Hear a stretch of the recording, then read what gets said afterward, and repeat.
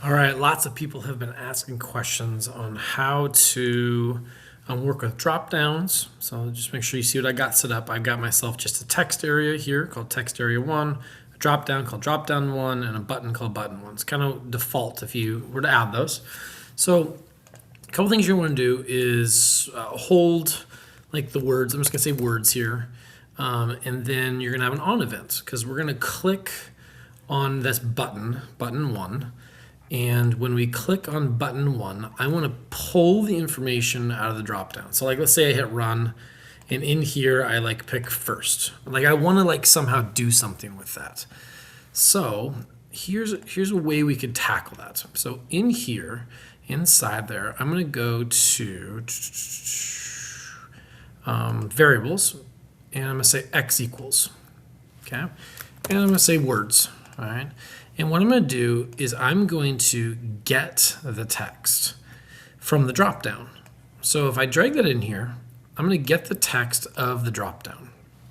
So by doing that, what I'm going to do is I'm going to actually get the words that are there. And then it'll be stored as that variable called words. Okay, you're going to have different things you're going to want to do. Now, I just realized it doesn't like it being blank, so I'm just going to put 2 quotes in there. You can put another word in there if you wanted. Okay, so if I hit run, and I change the drop down to second, and I hit the button, it will store it. Now, how do I know? I could go down here to my watcher, and you'll see how it says second. Well, if I put first here and I hit the button, it'll say first. Okay. Well, I want to do something with that. I want it to show up on the screen in text area. So scroll on down where it says set text. So what are we going to set the text to? Well, that's text area 1. So I'm going to go text area 1. And if I just said text, it would say those words, but I'm going to do this, get rid of my quotes, and I'm going to say words. Okay, and so by doing that, if I go to second and I hit run, you'll see second pops up. Okay. Now the next challenge is, well, what if I want to do something to make a decision? So what I could do is I could do a control. Okay, so that's an if statement. Okay, so I'm going to make an if statement. So if words equals first. Notice I put it in quotes. I'm going to do one thing. Well, am I going to also do some other stuff? So watch this. So if I say, what if words equals second? Right, I'm going to do something else. Well, what if I did words equals third? All right. Could I do different things for each? If I do minus, I'll get rid of the else. So see where it says set text. Well, maybe instead of just saying the words, like maybe the first choice is like, the words will be like, go to the Bahamas. That sounds really nice right now in this weather. Let's do another set text. Let's try blah, blah, blah, blah, blah, blah, blah. Set text. I'm going to set text of the text area. Instead of saying text, I'm going to say, go to Canada.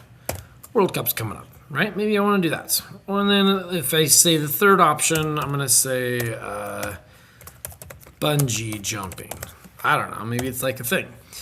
So now, depending on what my drop down I pick, I get this to go on the screen. So if I hit reset and run, I'm going to go to first. I'll see my first option was go to Bahamas. So when I hit button, see how it pops up? Go to the Bahamas.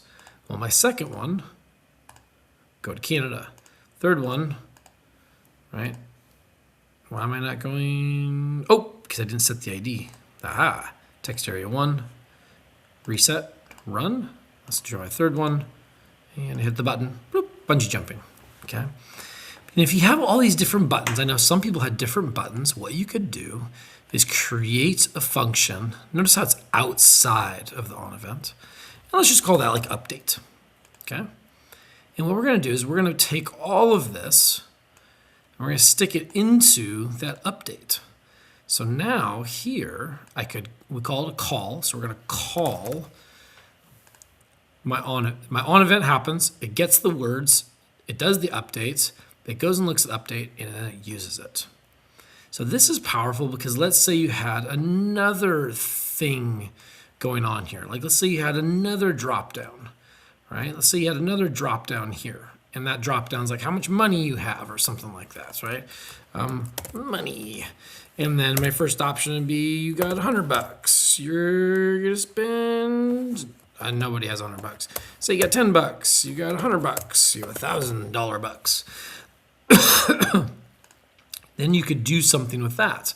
So back in my code, right? I could have another variable that would be like, my money. And right now we all have 0, right? And so here inside there, what would I do? I would say money, and then I would go and get the text from where? Well, let's drop down 2. So drop down 2. So if I get the text of drop down 2, now this is what I wanted you to see, the power of the function is now could I use that again here, but down here, I mean, you say it's just words.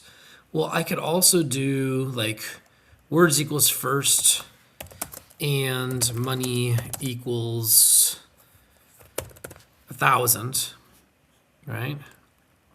Uh-oh, do you see my mistake I made? Instead of saying get text, I want to do get number. And let's talk about why. So C says get number. Get number is going to be better if I'm doing money, because see how my drop downs in money are going to be numbers. So I probably want to do that. So that's my fault for not catching that the first time. But right, get number. Okay. Now, if I go back to blocks, it says ID. Well, I'm clicking button. When I click the button, right? I guess I am doing the same thing. So I guess I would just put money up here. But let's say you had something else you clicked, like maybe when you click the drop down or something. So this could be like, when I change drop down to, I could do this. So let's try it out. All right. So let's say I said my first choice is this, and I got $100. Nothing happens. Second choice, hit the button. Go to Canada. Third choice, go bungee jumping. To do my first choice, what do I need? I need to have, say it's my first choice, and do I have to have lots of money to go to Bahamas? Okay, so how much money do I need? 1,000. And look what it says up here. Go to Bahamas. Because every time that I change my drop down, it would update it.